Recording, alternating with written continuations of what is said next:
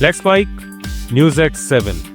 देश में मचे E20 पेट्रोल विवाद को लेकर केंद्रीय मंत्री नितिन गडकरी बैकफुट पर जाते नजर आ रहे हैं। गडकरी ने बॉम्बे हाईकोर्ट का रुख करते हुए कहा कि पेट्रोल में एथेनॉल मिलाने की नीति से उनका कोई सीधा संबंध नहीं है। ये योजना पूरी तरह पेट्रोलियम और प्राकृतिक गैस मंत्रालय के तहत आती है। इसके साथ ही उन्होंने आरोप लगाया कि सोशल मीडिया पर उनके खिलाफ AI से बने डीप फेक वीडियो और गलत पोस्ट वायरल किए जा रहे हैं, जिससे उनकी छवि खराब हो रही है। इस पर बॉम्बे हाईकोर्ट ने उन्हें मेटा, एक्स और गूगल जैसे प्लेटफॉर्म्स के खिलाफ कानूनी कार्रवाई की अनुमति दे दी है। दूसरी तरफ टीम भारत के संस्थापक तहसीन पूनावाला ने E20 ईंधन नीति के खिलाफ आंदोलन की शुरुआत कर दी है। उन्होंने 31 जुलाई को दिल्ली में गाड़ी मार्च, गांधी मार्च निकालने की घोषणा की है। खिलाफ बिल्कुल नहीं है। हम मैंडेटरी एथेनॉल ब्लेंडिंग के खिलाफ है, खास करते एथेनॉल 20। तो पहले हमारी मांगे क्या और समाधान क्या है? हम कहते हैं कि जो 80 से 90% गाड़ियां वर्तमान में सड़क पे वो E10 कंप्लायंट है, उनके लिए E10 पेट्रोल आप दीजिए। दूसरा, जो प्लेन पेट्रोल है E0 पेट्रोल, जो वर्तमान में 165 से 170 रुपया प्रति लीटर बिक रहा है, उसके दाम कम कीजिए, उसके दाम 90 रुपया प्रति लीटर कीजिए। तीसरा, एथेनॉल 20 ब्लेंडेड पेट्रोल पे आप 20% डिस्काउंट दीजिए, यानी कि उसको 78 रुपीज प्रति लीटर कीजिए, 90 रुपीज पे 20% डिस्काउंट। चौथा, एथेनॉल 20 ब्लेंडिंग पॉलिसी के सारे दस्तावेज सार्वजनिक कीजिए।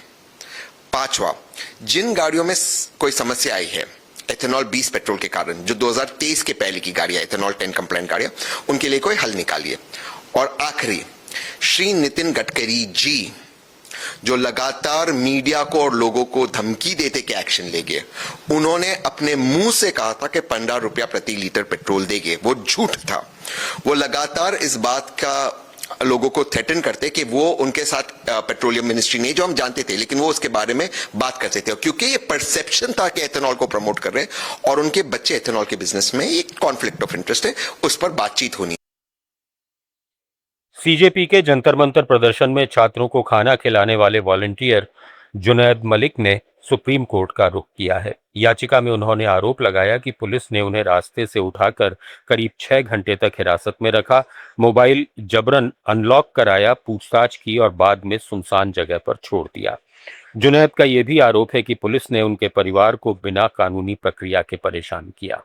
उनका कहना है कि गाजियाबाद पुलिस ने उनके पिता को हिरासत में लिया और बहन के ससुराल में भी कार्रवाई की।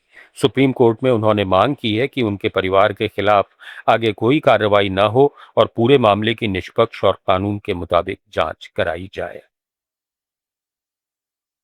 कांग्रेस सांसद प्रियंका गांधी वाड्रा ने पूर्व केंद्रीय शिक्षा मंत्री धर्मेंद्र प्रधान के संसद पहुंचने पर हुए स्वागत को लेकर कहा कि जिन परिस्थितियों में धर्मेंद्र प्रधान ने इस्तीफा दिया, उसके बाद उनका इस तरह स्वागत किया जाना शर्मनाक है। प्रियंका गांधी ने आरोप लगाया कि सरकार छात्रों की समस्याएं सुलझाने के बजाय उन्हें परेशान कर रही है। उन्होंने कहा कि छात्र आंदोलन से जुड़े लोगों पर दबाव बनाया जा रहा है और सरकार पर भरोसा नहीं किया जा सकता। इस्तीफा दिया और फिर उनका यहाँ पे स्वागत हो रहा है जैसे कोई सुपरस्टार का आगमन हो रहा है। इस सरकार में कोई विश्वास नहीं कर सकता। आज भी स्टूडेंट्स को परेशान किया जा रहा है। मैंने देखा कुछ इंस्टाग्राम के हैंडल जिसमें लड़कियों की फोटो चिपका रहे, मतलब पोस्ट किए हुए और कहा है कि इन लोगों ने ऐसा ऐसा किया। ये क्या बात है? या तो आप बातचीत कर रहे हैं, या आप इस समस्या को सुलझाना चाहते हैं, या फिर सब स्टूडेंट्स के आप पीछे पड़े हुए हैं और आप उनको दबाना चाहते हैं। अभी भी संसद भवन परिसर में प्रधानमंत्री नरेंद्र मोदी की मौजूदगी में एनडीए संसदीय दल की मंगल मिलन बैठक हुई। इस दौरान वरिष्ठ केंद्रीय मंत्रियों के साथ पहली बार एनसीपीआई के सांसद भी शामिल हुए, जो हाल में टीएमसी छोड़कर एनडीए का हिस्सा बने हैं। बैठक में मुक्त व्यापार समझौतों यानी एफटीए, किसानों से जुड़े मुद्दों और संसद में पेश किए गए पब्लिक एग्जामिनेशन संशोधन विधेयक 2026 पर चर्चा हुई। एनसीपीआई सांसद सायोनी घोष ने बैठक को ज्ञानवर्धक बताते हुए पेपर लीक विरोधी विधेयक का समर्थन किया। चढ़ावा चोरी मामले में जेल में बंद आरोपितों की सुरक्षा और निगरानी कड़ी कर दी गई है। अब आरोपितों से सिर्फ उनके 10 चुनिंदा रक्त संबंधी और उनकी पत्नी ही मिल सकेंगे। मुलाकात भी सीसीटीवी कैमरों की निगरानी में अलग कमरे में कराई जा रही है, जहां स्थानीय अभिसूचना इकाई का कर्मचारी मौजूद रहता है।